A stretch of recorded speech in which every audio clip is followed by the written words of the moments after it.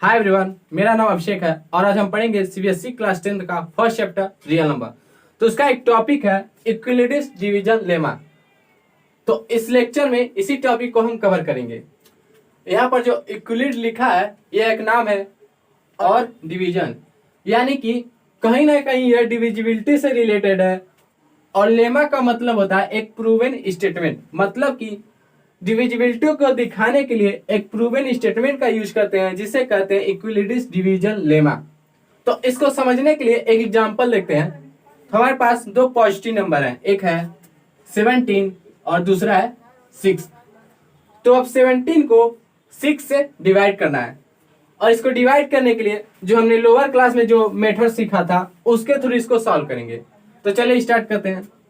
17 है और 17 को 6 से डिवाइड करना है। अब 17 को 6 से डिवाइड करने के लिए हमें कुछ करना है, जैसे कि 6 का टेबल कुछ इस तरह से पढ़ेंगे कि 6 के टेबल में या तो 17 आ जाए या फिर 17 से कम। तो 6 का टेबल पढ़ते हैं। 6 1 जा 6, 6 2 जा 12, 6 3 जा 18। तो जो हमको 18 मिल रहा है वो क्या है, 17 से बड़ा है। यानी कि जो 6 का टेबल है उसे हम दो बार पढ़ेंगे, यानी कि 6 × 2 = 12। तो 17 में से 12 माइनस किए तो हमारे पास बचा 5। तो यह हो गया हमारा डिवीजन प्रोसेस। अब इसमें कुछ वर्ड हैं उनको जान लेते हैं। जैसे कि हमारे पास 17 है तो 17 क्या हो रहा है, यही डिवाइड हो रहा है, तो इसे कहेंगे डिवाइडेंड। जो डिवाइड होता है उसे कहते हैं डिवाइडेंड। और इस 17 को 6 डिवाइड कर रहा है, यानी 6 को कहेंगे डिवीजर, मतलब कि जो डिवाइड करता है उसे कहते हैं डिवीजर। और जो यह 6 है 17 को 2 टाइम्स में डिवाइड कर रहा है, यानी कि जो नंबर ऑफ टाइम्स होता है उसे कहते हैं कोसेंट। और जब डिवाइड करने के बाद माइनस करने पर जो बचता है उसे कहते हैं रिमाइंडर। तो हमको 4 वर्ड मिले और 4 वर्ड क्या होते हैं, इनका मतलब क्या होता है वो समझ गए। हमने लोअर क्लास में पढ़ा था कि यह जो डिवीजन प्रोसेस है यह सही है या फिर नहीं सही है, तो उसको चेक करने के लिए हमें एक स्टेप बताया गया था। और स्टेप क्या था कि dividend equal to division into quotient plus remainder, मतलब कि 17 = 6 × 2 + 5। तो यहाँ लिख दीजिए वो स्टेप। तो स्टेप है dividend equal to divisor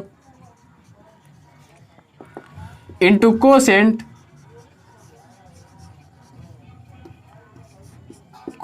plus remainder. और यहाँ पर डिवाइडेंड की वैल्यू, डिवीजर की वैल्यू, कोसेंट की वैल्यू, रिमाइंडर की वैल्यू पुट करते हैं। तो डिवाइडेंड की वैल्यू है 17 और डिवीजर की वैल्यू है 6, कोसेंट की वैल्यू है 2 और रिमाइंडर की वैल्यू है 5। हमें एक स्टेप मिल गया जो बताता है कि हमारा जो प्रोसेस है, जो स्टेप हमने फॉलो किया है सही है या फिर नहीं है। हमने 17 को 6 से डिवाइड किया और इसको डिवाइड करने के लिए हमने यह स्टेप फॉलो किया और इसी स्टेप से हमने यह स्टेप लिखा। तो जो स्टेप है इसे कहते हैं इक्विलिडिस division lemma.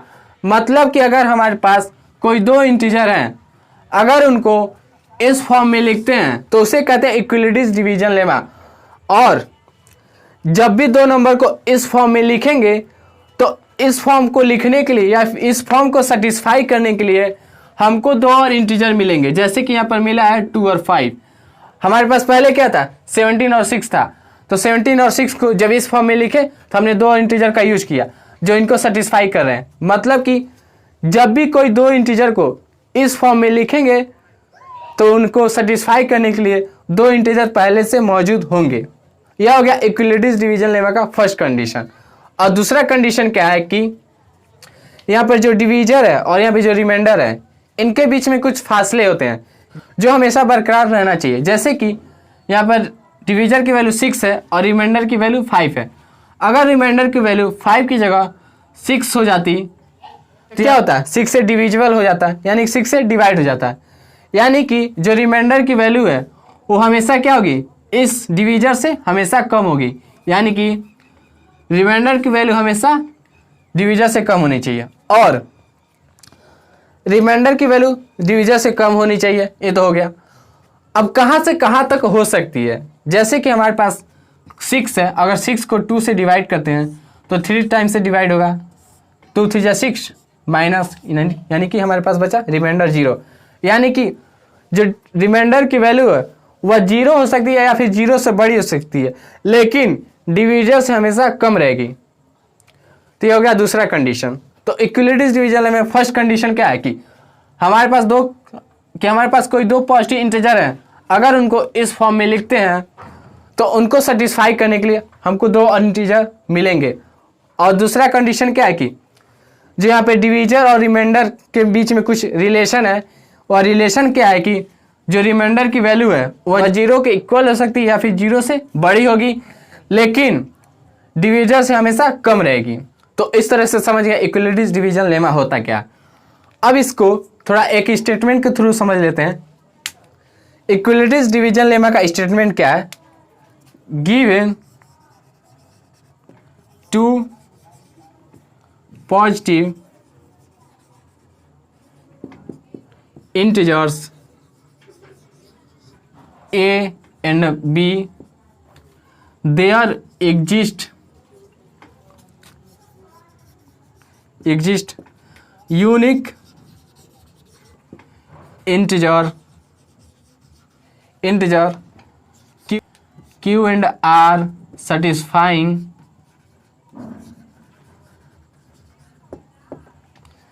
a equal to bq plus r and value of r is greater than or equal to 0 and less than b।